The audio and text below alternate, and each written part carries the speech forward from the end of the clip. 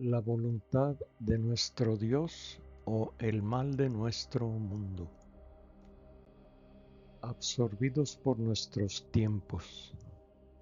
La atmósfera psíquica creada por Satanás a través de sus demonios humanos es un entorno mental y emocional sumamente tóxico que ha acarreado muchas enfermedades a la humanidad. Lamentablemente, ese octavo pasajero pertenece a esta tierra y está envolviendo y tomando el control de muchos miembros de la humanidad. Para nosotros, gran parte de ese peligro reside en la multitud de distracciones visibles, emocionales y auditivas que ocupan nuestras mentes alimentadas por la televisión, el cine y la radio. El ritmo acelerado de la información y los ciclos de noticias modernos generan un estilo de vida exigente que nos aparta de las prioridades espirituales, llevando a muchos a absorberse en acontecimientos y actividades mundanas que consumen tiempo y energía, sin aportar un valor duradero. En última instancia, la elección sigue siendo entre someternos al propósito revelado de Dios o alinearnos con esa cultura debilitante que bombardea la mente, todo ello con la certeza de que quienes perseveren alcanzarán la salvación a pesar de los desafíos propios de estos tiempos peligrosos. El Bereano. La verdad de este mundo, el camino de la mente. Nuestra cosmovisión sobre la realidad de este mundo basada en el conocimiento humano se fundamenta en el razonamiento confuso de nuestra autoconciencia y en una mente egoica centrada en sí misma, desprovista de toda conciencia de Dios, así como en las percepciones distorsionadas de nuestros 5 sentidos.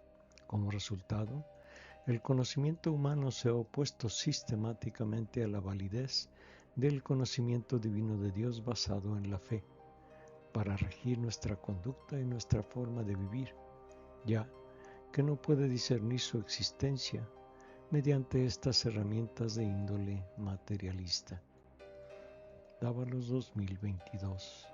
Por eso, se nos insta a estar alertas y ser sobrios, 1 Pedro 5:8, ya que nuestra mente es el campo de batalla y el lugar que el enemigo ataca constantemente. Si logra nublar nuestra mente con miedo, depresión, dudas, etc., el maligno se apoderará poco a poco de nuestra capacidad para luchar.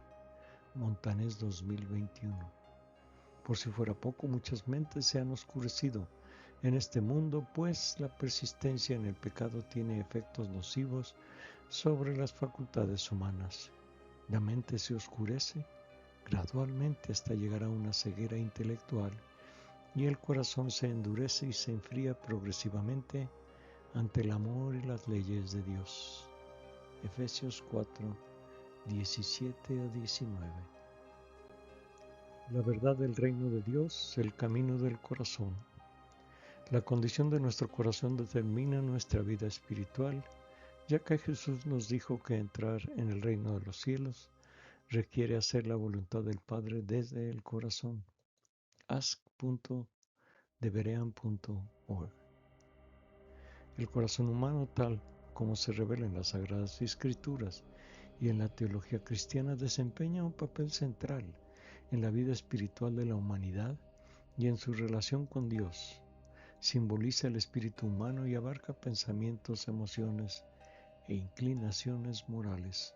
La Biblia describe el corazón tanto como fuente de justicia como campo de batalla del pecado, destacando su capacidad para alinearse con la voluntad de Dios o inclinarse hacia el mal. La caída de la humanidad condujo a una corrupción del corazón, como se ilustra en Génesis 6:5, donde los pensamientos humanos estaban continuamente inclinados hacia la maldad. Michael Henin y Miriam Berkshire 2025. El corazón debe someterse a una purificación continua mediante el arrepentimiento, la oración y la participación en los sacramentos, permitiendo así que se convierta en morada del Espíritu Santo. La enseñanza de Cristo afirma que un corazón puro permite ver a Dios. Mateo 5:8, destacando así la meta última del camino espiritual, Henein en Berkshire, 2025. Tras expulsar a Satanás y a un tercio de sus seguidores del cielo, arrojándolos a la tierra y lejos de su presencia debido a su soberbia, nuestro Padre Celestial decidió crear un ser que disfrutara de su compañía, no ya como mensajero, sino como su hijo. Así, creó a Adán y Eva. Sin embargo, ellos no superaron la prueba y también fueron expulsados del paraíso divino. Movido por la compasión, nuestro Creador envió a su propio Hijo, Cristo, como un nuevo Adán, para redimir a la descendencia de los primeros padres y abrir nuevamente las puertas del paraíso. Para ayudarles a lograrlo, los dotó de talentos individuales y diversos, herramientas que podían emplear para liberarse si así lo decidían, en ejercicio de su libre albedrío. En esencia, el propósito de Dios para los descendientes de Adán y Eva es acogerlos a todos como hijos e hijas en el reino de los cielos. La doctrina de la predestinación conjuga dos misterios, el de la soberanía divina y el de la libertad humana. Debería servir de incentivo para que los cristianos confirmen su elección mediante obras de justicia, en lugar de ser una excusa para la indiferencia espiritual o la laxitud moral. En cuanto a nuestro futuro individual, llegamos a esta tierra o bien para hacer nuestra propia voluntad, viviendo la idolatría en la que nuestro mundo sigue inmerso, pues erróneamente buscamos, adoramos y servimos a las cosas en sí mismas en lugar de ver en ellas una imagen del Creador, transformándolas así en objetos de idolatría, de la cual el materialismo ateo es una forma moderna y refinada que nos oprime a diario. O bien, arribamos a esta creación para complementar activamente la voluntad de nuestro Creador, colaborando así en el despliegue de su plan evolutivo mediante el logro de nuestra propia expiación individual, que es una vía para establecer contacto con nuestra propia divinidad a través de la purificación de nuestros corazones.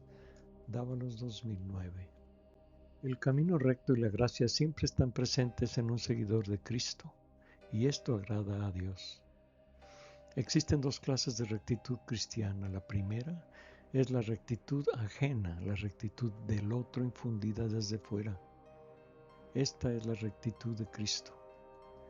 La segunda clase de rectitud es nuestra propia rectitud, no porque la obremos nosotros solos, sino porque actuamos en virtud de esta primera rectitud ajena.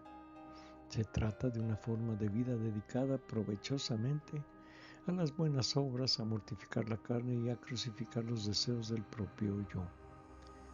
Martín Lutero. Entendemos la santidad como una relación correcta con Dios y la rectitud como una consecuencia práctica de esta relación. La santidad, en tanto naturaleza íntima de Dios, produce los frutos de su justicia, la cual constituye la acción salvadora divina. Dalia Matijevic, 2018.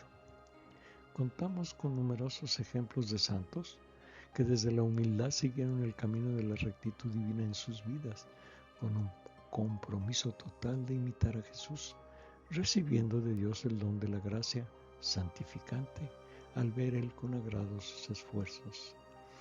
La Virgen María de Nazaret, su esposo José, el apóstol Pablo de Tarso, Francisco y Clara de Asís, Teresa de Ávila y Juan de la Cruz son solo algunos ejemplos de la unión entre justicia y gracia, manifestada a través de sus vidas al vivir, según la fe en Jesús, quien promueve una rectitud moral superior a la de la antigua alianza.